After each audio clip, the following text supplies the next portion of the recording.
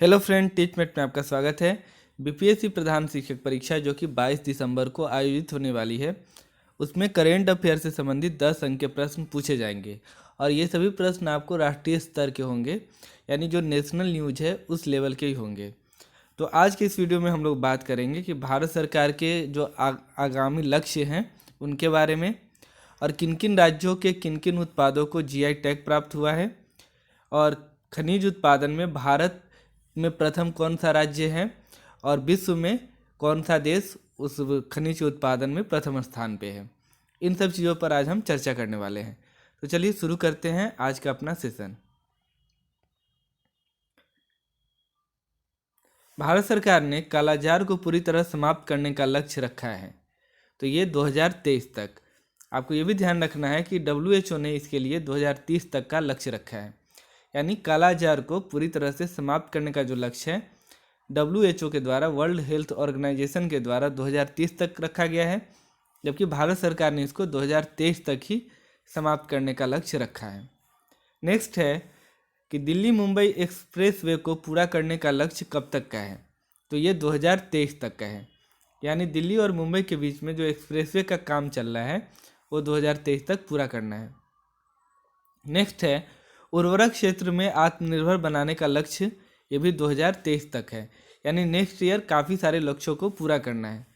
Broad gauge root को 100% विद्युतीकरण करने का लक्ष्य 2023 तक है। पूर्वोत्तर के सभी राज्यों की राजधानियों को रेल नेटवर्क से जोड़ना, यानी जो भी नॉर्थ ईस्ट के स्टेट हैं उनके राजधानी को रेलवे नेटवर्क द्वारा जोड़ने का जो लक्ष्य है वो भी 2023 तक है। तो आप यहाँ देख रहे हैं कि 2023 तक ये प्रमुख लक्ष्य रखे गए थे। अब जो लक्ष्य है वो 2024 के हैं।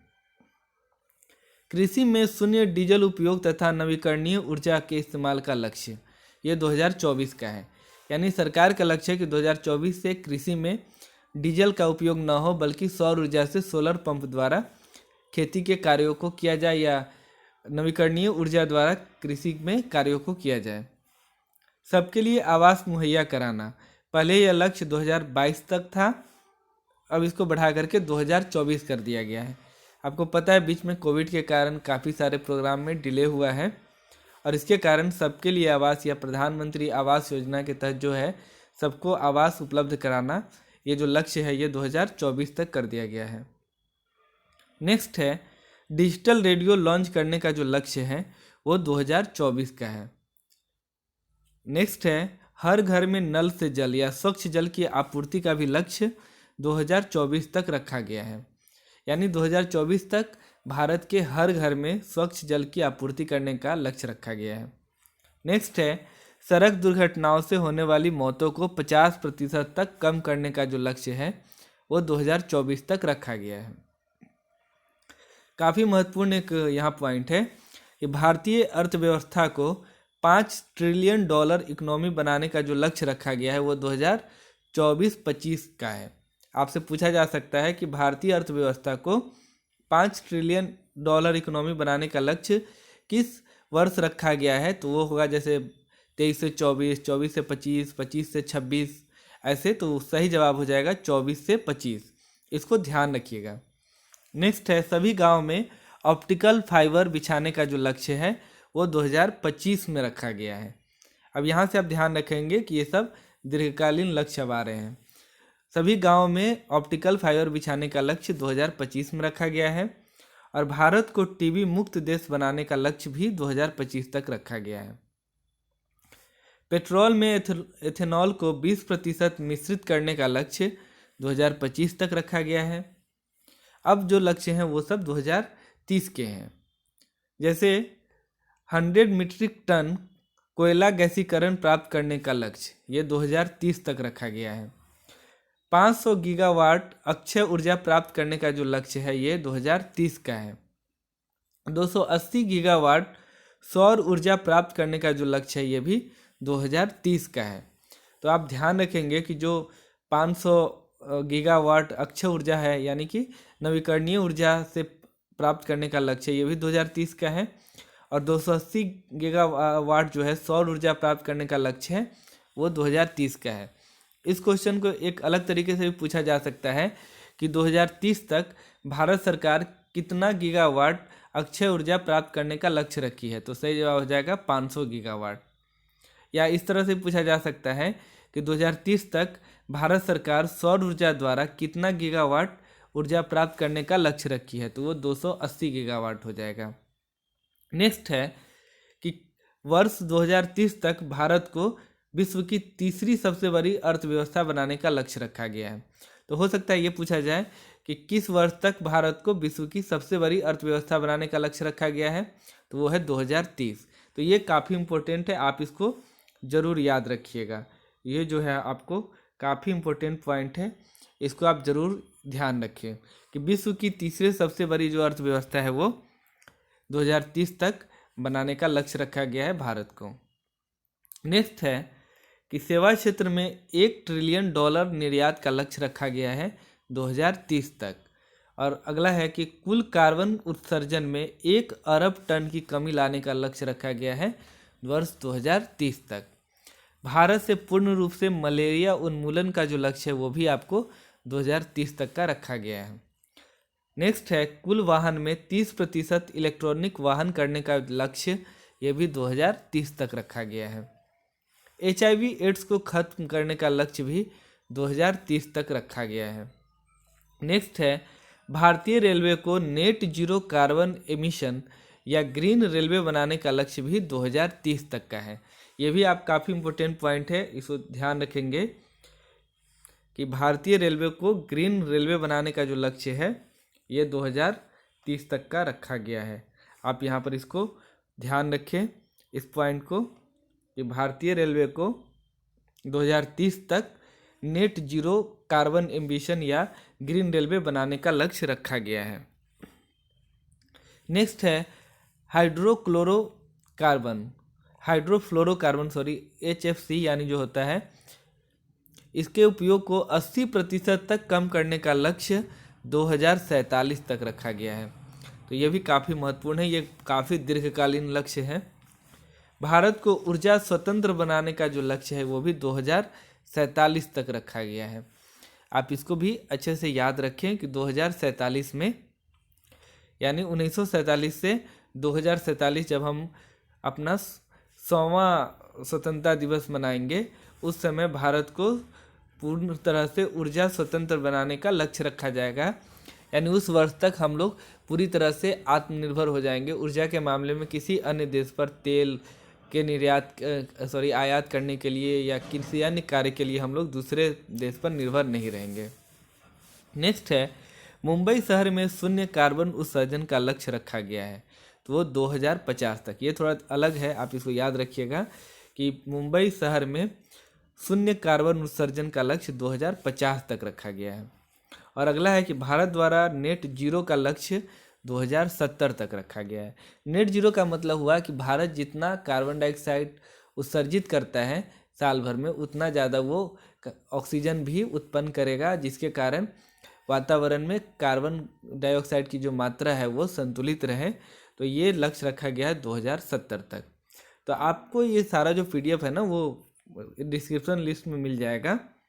अब हम लोग नेक्स्ट टॉपिक की ओर चलते हैं कि वर्ष 2021-22 में विभिन्न उत्पादों को GI टैग मिला है। GI टैग का मतलब हुआ कि ज्योग्राफिकल आइडेंटिफिकेशन वाला जो एक टैग होता है, जो किसी भौगोलिक संकेतक के रूप में देखा जाता है। यानी एक ऐसा उत्पाद होता है जो किसी खास क्षेत्र में, किसी खास जगह में ही विशेष तौर पर वो पाया जाता है, उसी से उसकी पहचान होती है।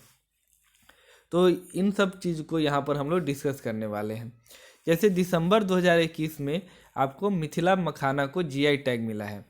तो ये पूछा जा सकता है कि मिथिला मखाना जिसे वर्ष 2021 में GI टैग मिला है वो किस राज्य से संबंधित है?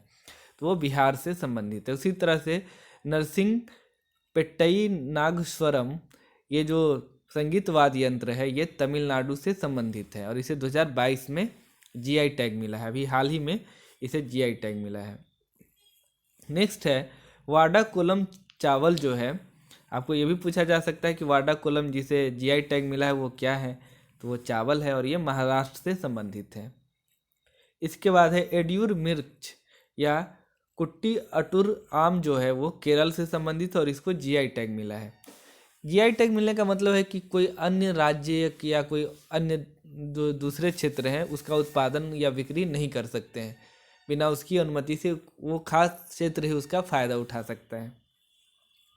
नेक्स्ट है रटौल आम, ये उत्तर प्रदेश से संबंधित है और इसको अक्टूबर में जीआई टैग मिला था, अक्टूबर 2021 में। कन्याकुमारी लौंग तमिलनाडु से संबंधित है और इसे अक्टूबर 2021 में जीआई टैग मिला था। करुपुर कलमकारी पेंटिंग, ये तमिलनाडु से संबंधित है। कल्लाकुरुची वुड कार्विंग जो है ये तमिलनाडु से ही संबंधित है और इसे अक्टूबर 2021 में जीआई टैग मिला था। सफ़ेद प्याज, ये महाराष्ट्र अलीबाग से संबंधित है और इसमें अक्टूबर 2021 में इसको जीआई टैग मिला था। अब है नेक्स्ट कि महोबा पान, जो उत्तर प्रदेश का है, उसको अक्टूबर 2021 में जीआई टैग मिला था।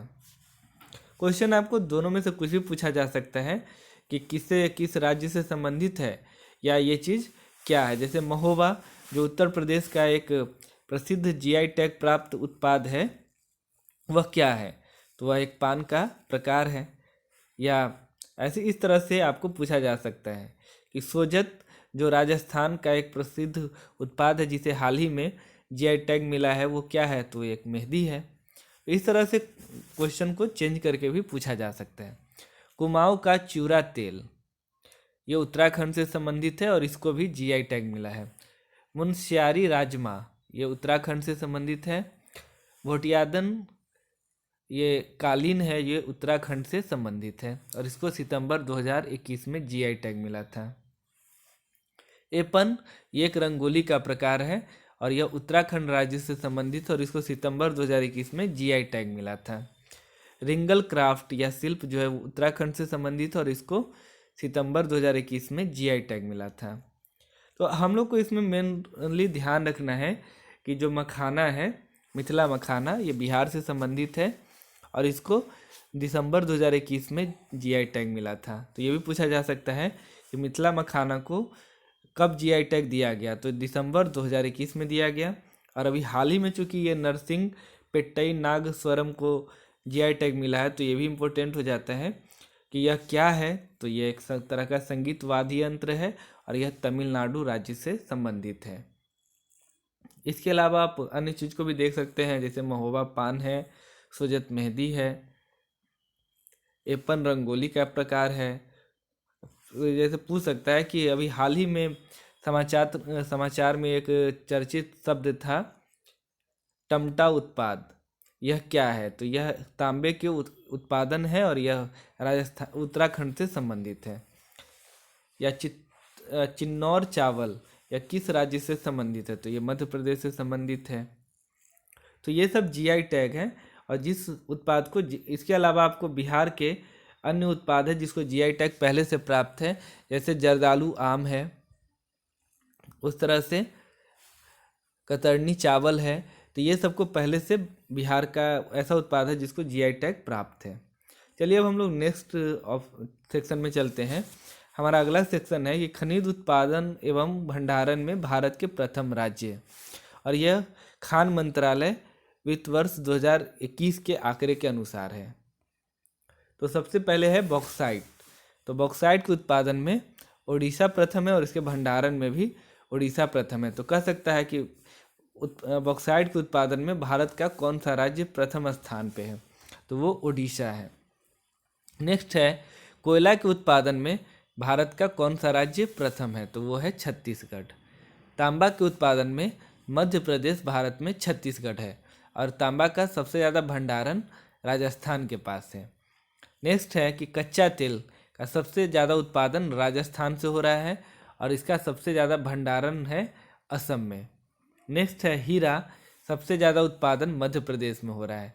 पूछ सकता है कि भारत का कौन सा ऐसा राज्य है जो हीरो का सबसे ज़्यादा उत्पादन करता है, तो वो है मध्य प्रदेश और भंडारण भी मध्य प्रदेश में। नेक्स्ट है कि भारत में लौह अयस्क का सबसे अधिक उत्पादन कौन करता है, तो वो है ओडिशा और इसका भंडारण करता है कर्नाटक। मैग्नीज का सबसे अधिक उत्पादन करता है मध्य प्रदेश। अभ्रक का सबसे अधिक उत्पादन करता है आंध्र प्रदेश और चांदी का सबसे अधिक उत्पादन करता है राजस्थान। टीन का सबसे अधिक उत्पादन भारत में होता है छत्तीसगढ़ में, और प्राकृतिक गैस का सबसे अधिक उत्पादन होता है असम में। क्रोमाइड का सबसे अधिक उत्पादन होता है उड़ीसा में, और सोना का सबसे अधिक उत्पादन होता है कर्नाटक में, और यूरेनियम का सबसे अधिक उत्पादन होता है भारत में झारखंड में। तो ये सब था भारत में जो प्रमुख खनिज है उसका उत्पादन किस राज्य में प्रथम, कौन सा राज्य उसके उत्पादन में प्रथम है, उससे संबंधित कुछ तथ्य। आप वीडियो को पॉज करके चाहे तो इसको नोट भी कर सकते हैं, या ये जो PDF है वो आपको आसानी से डिस्क्रिप्शन लिस्ट में मिल जाएगा। आप वहाँ से उसको 1-2 बार पढ़ लें ताकि इसको एग्ज़ाम में आसानी से आप बना सकें। अब नेक्स्ट हमारा सेक्शन है कि खनिज उत्पादन में विश्व में प्रथम देश कौन सा है। जैसे बॉक्साइट के उत्पादन में प्रथम स्थान है ऑस्ट्रेलिया का। विश्व में सबसे अधिक बॉक्साइट का उत्पादन ऑस्ट्रेलिया करता है, और भंडारण में गिनी है। नेक्स्ट है कोयला का सबसे अधिक उत्पादन चाइना करता है, चीन करता है, और उसका सबसे अधिक भंडारण संयुक्त राज्य अमेरिका करता है। तांबा का सबसे अधिक उत्पादन चिली करता है। कच्चे तेल का सबसे अधिक उत्पादन संयुक्त राज्य अमेरिका करता है, और इसका भंडारण वेनेजुएला करता है। हीरा का सबसे अधिक उत्पादन रूस करता है। आपको ध्यान रखना है कि हीरे का सबसे अधिक उत्पादन रूस करता है, और सोने का सबसे अधिक उत्पादन चीन करता है, और इसका भंडारण ऑस्ट्रेलिया सबसे अधिक कर रहा है। और हीरा का सबसे अधिक उत्पादन और उसका भंडारण रूस कर रहा है, और सोना का सबसे अधिक उत्पादन चाइना कर रहा है। लॉयस का सबसे अधिक उत्पादन ऑस्ट्रेलिया कर रहा है। सीसा का सबसे अधिक उत्पादन विश्व में चीन करता है, और मैग्नीज का सबसे अधिक उत्पादन दक्षिण अफ्रीका करता है। अभ्रक का सबसे अधिक उत्पादन विश्व में चीन करता है। पहले भारत में होता था, लेकिन अब अभ्रक उत्पादन में भी चीन हमसे आगे चला गया है, और भारत लेकिन भंडारण में अभी भी आगे है। प्राकृतिक गैस का सबसे अधिक उत्पादन रूस में होता है, और रूस इसका उत्पादन भंडारण भी करता है। चांदी का सबसे अधिक उत्पादन मैक्सिको में हो रहा है। टीन का सबसे अधिक उत्पादन चीन में होता है, और प्लेटिनम का सबसे अधिक उत्पादन दक्षिण अफ्रीका में है, और क्रोमाइड का भी सबसे अधिक उत्पादन दक्षिण अफ्रीका में है। तो देखिए ये सब कुछ है, आप इसको 2 बार 4 बार रिवाइज कर लें। इसके PDF से आप पढ़ सकते हैं, या वीडियो को 1-2 बार रिवाइज करके देखेंगे तो आपको ये सब अच्छा रहेगा। हमारा अगला सेक्शन है कि भारत में कुल फल सब्जी के उत्पादन में जो नवीनतम आंकड़े हैं, तो इसको हम लोग थोड़ा सा देख लें। जैसे हमारा फसल है कि कुल खाद्यान्न में मतलब सारे फसल को मिला करके सबसे अधिक उत्पादन उत्तर प्रदेश में हुआ है, और द्वितीय है मध्य प्रदेश। यानी अगर एग्जाम में पूछा जाए कि भारत में कुल मिलाकर सबसे अधिक खाद्यान्नों का उत्पादन किस राज्य में हुआ, तो उत्तर प्रदेश में। दूसरा है कि भारत में कौन सा ऐसा राज्य है जो तिलहन का सबसे ज़्यादा उत्पादन करता है, तो वो है राजस्थान, और दूसरा नंबर पे गुजरात। तीसरा है कि सब्जी का सबसे ज़्यादा कुल उत्पादन कौन सा राज्य करता है, तो वो है उत्तर प्रदेश। कुल खाद्यान्न में भी उत्तर प्रदेश नंबर 1 है, और सब्जी के उत्पादन में भी उत्तर प्रदेश नंबर 1 है। कुल फल के उत्पादन में आंध्र प्रदेश नंबर 1 पे है, और महाराष्ट्र नंबर 2 पे है। कुल बागवानी फसल पे केरल नंबर 1 पे और कर्नाटक 2 पे है। चावल के उत्पादन में भारत में पश्चिम बंगाल नंबर 1 पे है, यानी प्रथम स्थान है, और उत्तर प्रदेश दूसरे स्थान पे है। गेहूं के उत्पादन में उत्तर प्रदेश प्रथम है, और मध्य प्रदेश दूसरे स्थान पे है। मक्का के उत्पादन में कर्नाटक प्रथम स्थान पे है। इसी तरह से कुछ अन्य यहाँ जैसे चीनी के उत्पादन में महाराष्ट्र नंबर 1 पे है। कपास के उत्पादन में गुजरात नंबर 1 पे है। यहाँ अन्य सभी हैं, आप इसको देख सकते हैं। आपको थोड़ा सा यहाँ ध्यान रखना है कि जूट एवं मेस्ता के उत्पादन में पश्चिम बंगाल नंबर 1 पर है, और बिहार नंबर 2 पे है। तो ये पूछा जा सकता है कि जूट के उत्पादन में बिहार का कौन सा स्थान है, तो वो नंबर 2 है। ये ध्यान रखना है। लौकी के उत्पादन में बिहार का भारत में पहला स्थान है। तो इस चीज़ को हम थोड़ा ध्यान रखेंगे, जो जिसमें बिहार संबंधित हो उसको विशेष तौर पे हमें ध्यान रखना है। इसके अलावा जो अन्य प्रमुख चीज़ है उसको ध्यान रखेंगे, जैसे मिलेट्स में राजस्थान नंबर 1 पे है, और गन्ना के उत्पादन में उत्तर प्रदेश नंबर 1 है, और चीनी के उत्पादन में महाराष्ट्र नंबर 1 पे है। तो ये सब थे कुछ प्रमुख जो नंबर 1 पोजीशन पर फसल और सब्जी में था। तो दोस्तों ये था आज का हमारा वीडियो। इसमें हम लोग चर्चा किए हैं कि भारत सरकार के आगामी कौन कौन से लक्ष्य हैं और कब तक वो पूरा करने वाले हैं। उसके बाद हम लोग चर्चा किए हैं कि विभिन्न उत्पाद जिसको जीआई टैग मिला है, और अंत में हम लोग चर्चा किए हैं कि खनिज लवण में भारत का कौन सा राज्य कितने स्थान पे है और विश्व में कौन सा ऐसा देश है जो खनिज के उत्पादन में प्रथम स्थान पे है। उम्मीद है आपको ये अच्छा लगा होगा। वीडियो को देखने के लिए बहुत बहुत धन्यवाद।